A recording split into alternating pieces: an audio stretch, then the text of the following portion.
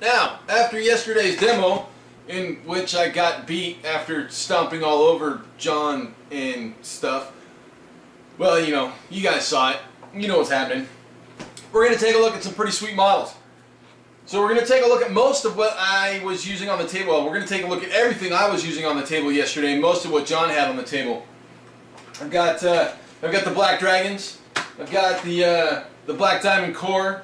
I've got Leopold around here somewhere. Leopold. I've got Leopold and Static. I've also got the PC9 Breaker team. Something we didn't see, but they're Black Diamond. I've got the Yagha, the Hounds. I've got the Beastmaster. This one's awesome. I've got both versions of the No Berserker. I do not have Zenata though. She's one I do have a Transformer. I don't have Zenata. He did, however, drop off the Librarian from the Doctrine. We'll take a look at that. And then, of course, we will look at One Shot and Kisaro Toe, the Relic Knights from the Black Diamond and the No Nation. I'm going to assemble some of them. We're going to look at some of them raw. So, you know, give you guys a little variety so you can see how they're put together. I've got some metal versions, but I believe these are all going to be released in plastic through the Kickstarter. We'll probably take a look at some cards if I can squeeze it in the time slot for Relic Knights Week, but we will see. So with that, let's take a look at some cool stuff. So we've got a ton of stuff to look at. We're going to start with the Aga. I think that's how you say it. We'll just show you the card. How about if we do that? There we go. Right there. That would make sense to be Aga. The Aga. John says it in the demo video, so if you guys really want to know how it's said, go back and rewatch that. Alright, basically we're looking at a couple of Demon Hounds. I took the time to assemble one of them and left the other one unassembled. So we'll start with the assembled Hound. Take a look at him. The detail is phenomenal. I love the detail on these guys. I'm going to move this light because I'm getting a lot of glare off of that. I will say though that the tails on these things are kind of bendy. And the only reason I say that is because they are plastic, right? I mean, that's my number one concern. I did, however, get a mold line in there. I added a little putty to it. The Vallejo plastic putty wasn't enough to cover it up, so I'm going to have to green stuff it. It was the only flaw that I found in either one of these. There was no bubbles, no hang-ups, no issues, no problems, other than that one mold line right there that runs kind of across his back, and you guys can see it.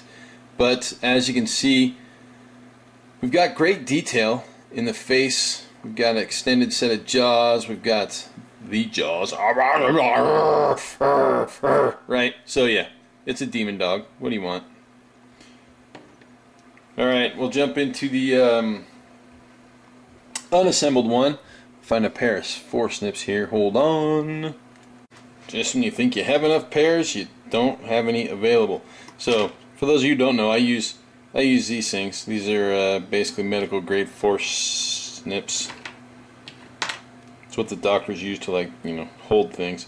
I use them to paint and hold, and I typically will put figures on them and forget that I don't have any available. So, I don't have any available. I had to steal one. Take a look at some detail on this model. Now, it is a resin metal hybrid. As you can see, most of the body and two of the legs are resin. You can see there that on the other one, obviously, I snipped the bottom and then the support piece. That support piece here was actually on the other one as well. Legs, metal legs. Can't focus on the metal. There we go. There, we're focused on the metal legs. So metal legs. This is apt to change, from what I understand. I believe the whole line is going plastic, but I do not know for sure. The jawbone, the exterior jawbone. So what we're looking at, we could be looking at pre-production models that'll be completely different in 4 to 6 months when the Kickstarter is complete. I don't know. But yeah, Yeah, as you can see, the detail on these things is just crisp and clean. I mean, look at the face on that. That is just awesome, right? Two different poses, two different faces, two different looks. Pretty much the same dog, but the detailing is awesome. I showed you the one error that I did find, but other than that, I love these models. I think they're great. I'm going to put 20 of them on the table just because I can. Maybe. We'll see. I don't know.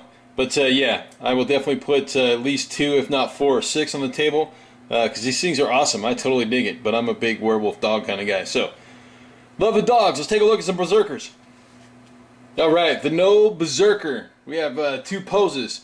For those of you who've been following along for a while, back in episode 6 I actually reviewed one of these. I have one assembled here now, but I also gave one away. So I have another pair and the no berserker 2. I'm not going to pull him out and piecemeal him. If you guys want to take a look, go back to episode number 6. He's in the middle. But we will look at him assembled right quick. I'll just take a quick overview of what he looks like in his assembled form. If you guys have not seen it, every model so far has been on a 50mm base. So 50mm bases for the no, even the dogs have a 50mm base. Now again, this guy's assembled and primed. I really didn't do any prep work on him, and I didn't find any mold lines. So his body right now is all resin. The tunic in the front, the hips, those are metal. Tunic in the back is metal. His gauntlets, or his forearm gauntlets I should say, are metal, and so is his hands. So both hands are metal.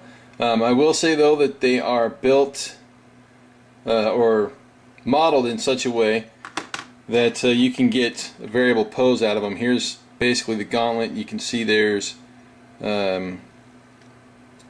half round or half spherical front and backs to those, so you can get a little posability, a little adjustability in the arms and the hands. I opted for the hey come here pose with this guy. I'll do something different with the other one when I put him together. As you can see though, spectacular detailing in the face, spectacular detailing in the well, pretty much the entire model. That scream was a spider emergency. I'm sure y'all heard it because it was blood curdling. But yeah, like I said, detailing on this model is phenomenal. Let's move on to number 2. Like I said, if you want to see him more in depth, jump back to episode number 6. So we're going to zoom out a little bit and kind of take a look at his constituent parts. This guy's got a pair of swords. Sword number 1, sword number 2. He's got the same exact gauntlets as Berserker number 1, quite honestly. That's intelligence on the part of any company. I would assume these are roughly the same as well. They actually look different. So his hip guards for his armor are actually different in style than what is on Berserker 1. But the gauntlets to me look to be identical. Just basically as a cost cutting measure maybe. Okay, so front tunic, rear tunic, and 2 swords. Alright, we'll take a look at the body last. Let's take a look at the swords. That one is not straight, the hilt or the sword. So obviously I will have to do a little work to straighten it out. Not a whole lot, however, as it looks pretty simple. It's not a big deep bend and not a problem. Now again, looking for mold lines and issues. Looks a little blurry on camera, probably due to the fact that I have this stuff in the background. I am learning that stuff in the background equates to blurry foreground. For some reason this camera likes to focus on background stuff. As you can see, the details on this are nice and tight. No mold lines of any type. Sword number 1, sword number 2 is going to be exactly the same. There is a little bit of flash there at the bottom of the hilt here, if y'all can see it. I do see a single mold line along the front hilt of the sword, kind of. You gotta look just basically really close. Piece of flash here, that'll come off. But again, overall, very clean details, very clean pour. So I've really been very happy with like a lot of the stuff that's coming out pretty much from everybody lately. Details of the front tunic so you guys can see. It's just a real basic design. It's not overly flamboyant like the last one. I know it's the front tunic because it has that piece right there, which obviously goes to match the front of that one. Rear tunic, again another really simple design. I like simple a lot of the times because it just makes things clean. There's the back, not a whole lot going on there other than the mounting divot. But yeah, nice and clean, no mold lines, no issues, no problems. So here we are looking at his hip armor. Once again, nice and clean, really basic design. There's not a whole lot going on in regards to overly detailed muckiness. I'm trying to adjust the light here because I can see a glare in the camera, so I apologize for that. Again, not seeing any mold lines, not seeing any extra flash, not seeing any like extra stuff I need to clean up. So jumping into the gauntlet.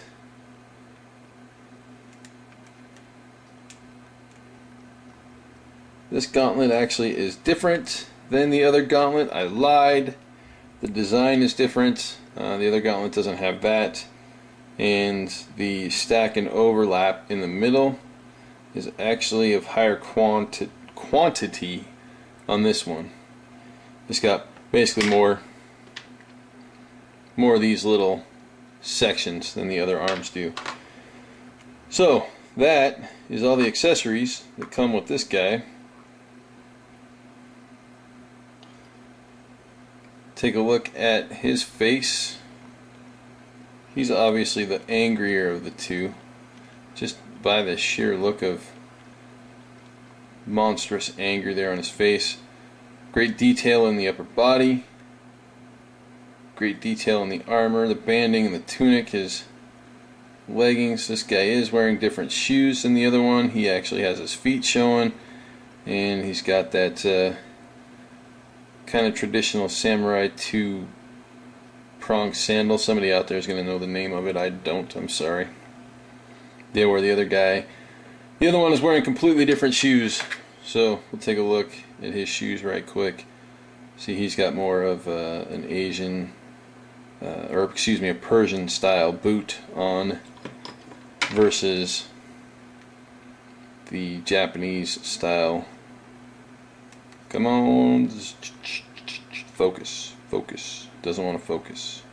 Why do you not want to focus? I hate it when that happens. There we go. But yeah, so as you can see, two different style shoes, but two different style berserkers, both with a great feel to them. Again, hybrid resin metal model. I do not know if we will see these continue or if everything will go all plastic, but from what I understand, they're looking at going plastic with these. Again, 50mm base. Both of these are no berserkers from the No line. Let's step up and look at the Beastmaster. I'm excited to see that one. The No Packmaster. What's that he got with him? 40mm base. That's right. He's on a 40mm base with a base insert. So that's to be the first thing we take a look at. Check that out. We got some detail on the little base insert action there. My guess is that he fits on the base insert, but not on the base. That's a good guess. So, base insert, 40mm base. We all know how I feel about those. Love those things. The Packmaster. If you guys watch the demo, you know that he links up to the Aga hounds, and that creates a game dynamic that's pretty cool. Again, we're looking at a hybrid camera jiggle. We're looking at a hybrid resin, plastic, and metal model. To give you an idea of the size, we'll take a Nephilim soldier and say Space Marine and Terminator armor. As you can see, he is a pretty big, beefy model. Now remember, the berserkers are on 50mm bases. We'll bring the berserker in because I've got him sitting here and he's assembled. As you can see, he's about the same size. So we're talking big models here. My shaft is bent. Boy, that come out wrong. Alright, so the spear haft is bent, or the halberd haft is bent on this. Mainly due to the fact that it is really long, right? And they come in blisters. That's to be expected. Nothing that I really complain too much about because it's easy to straighten them out for the most part. If you're ginger with them and, you know, just do a little rework. It really doesn't take much to get them straightened back out. Also, this haft is actually big enough that you could easily brass rod this thing and not have too much of a problem. I mean, that's a good sized piece of metal that would easily be replaced with a brass rod. So totally up to you. But as you can see, detail on the halberd, pretty cool. No mold lines, no issues. Looking on the arm, might see one right across the top. Oop, out of frame. Might see one across the top, but I'm not seeing it. All right. Front tunic. We'll check the details on that because it's pretty cool looking. This stuff out of the way so I can focus in. Front tunic's pretty cool. I dig it. The back tunic, quite honestly, is really basic. Well, we'll just see if we can't super zoom in on that and get you some detail. It's about as close as we're going to get. But as you can see it well enough that it's really basic. But again, it's the back tunic, so not a big deal. He does come with a metal hand. That's his left hand, obviously. And then let's back up and take a look at the Beastmaster model himself. It's actually the Packmaster. I keep calling him the Beastmaster. He's a Packmaster, not a Beastmaster. So please forgive me. So as you can see, he's got a grumpy face too, right? These guys are all grumpy. They have big teeth and horns. But he's got pretty cool armor. Not quite the armor that the berserkers have.